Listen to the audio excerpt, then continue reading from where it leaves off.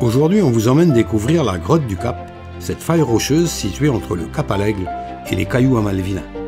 Certains l'appellent d'ailleurs le trou à Malvina. Il s'agit d'une courte balade puisque l'on parle d'un peu plus d'1 kilomètre aller-retour.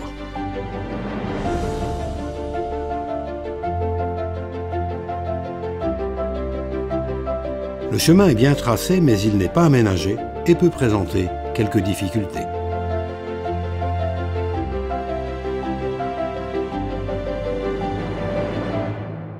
Le point de départ se situe à environ 2,5 km du centre d'information touristique, au bout du boulevard Tello, après les ruines de l'ancien frigorifique, en contrebas du dépôt d'hydrocarbures.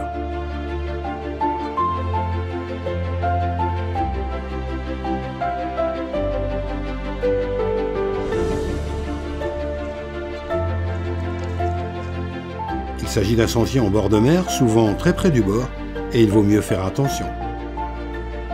Ce n'est pas une balade conseillée avec de jeunes enfants. Le chemin permet une vue permanente sur la rade de Saint-Pierre et l'île aux Marins.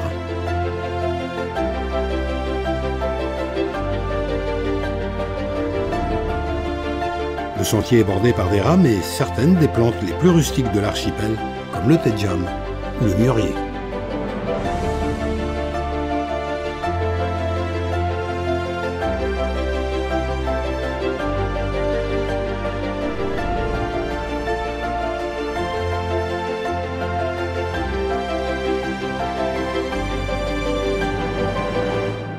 On trouve sur le bord du chemin des restes de poteaux en bois fixés dans du béton jusqu'à ce qui était le poste du Cap à l'Aigle, tenu après décembre 1941 par les forces françaises libres.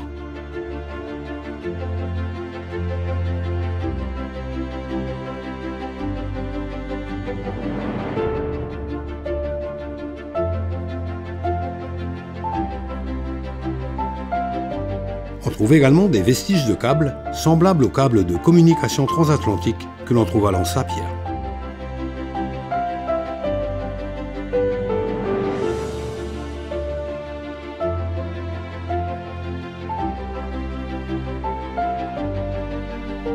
À mi-chemin entre le point de départ et le Cap à l'Aigle se trouve la bifurcation qui permet de rejoindre le chemin des Caps et le chemin vers Lens-Saint-Henri.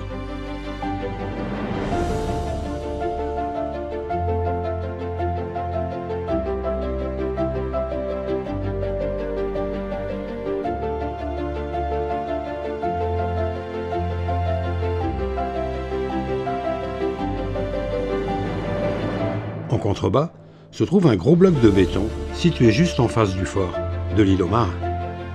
Il est difficile de ne pas faire le rapprochement avec le câble placé par les militaires de la France libre entre le Cap à l'Aigle et l'île aux Marins pour protéger l'entrée du port des sous-marins allemands durant la dernière guerre mondiale.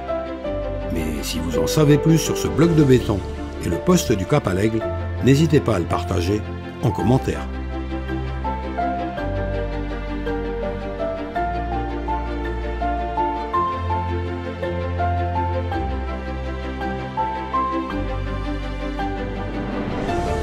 Sur le Cap à l'Aigle se trouvent encore des vestiges du poste militaire de la France libre.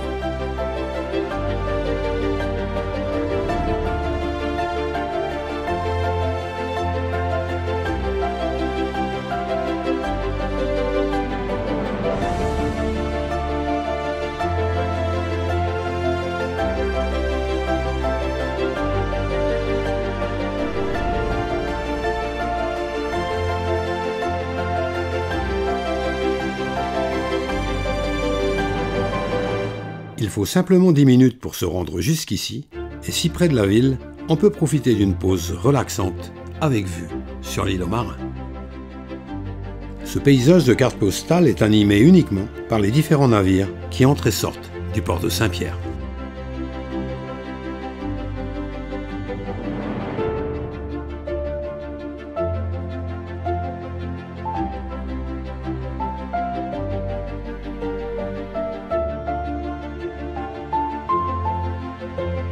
Pour rejoindre la grotte du Cap, il faut descendre vers les cailloux à Mallevillain.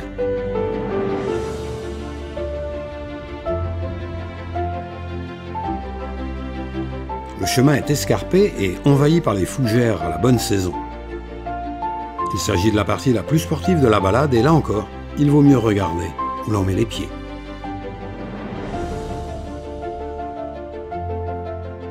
Ensuite, il faut suivre le bord de mer sur les rochers.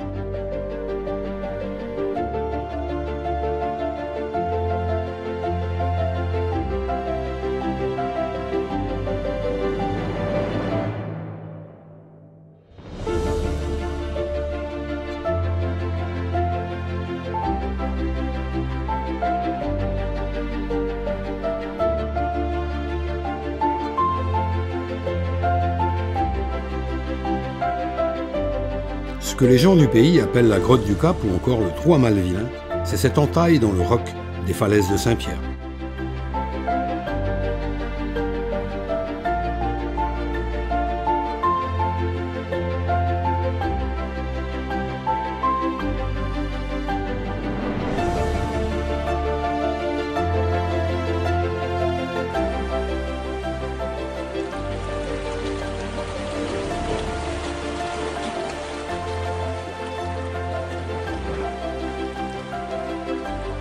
Cette faille rocheuse n'est pas répertoriée dans l'ouvrage consacré aux curiosités géologiques de l'archipel.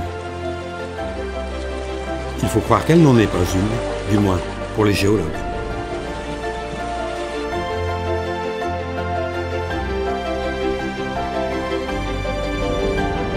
Cette balade très courte, surtout si l'on s'arrête au Cap à l'Aigle, est cependant particulièrement dépaysante et riche en découvertes, quelle que soit la saison.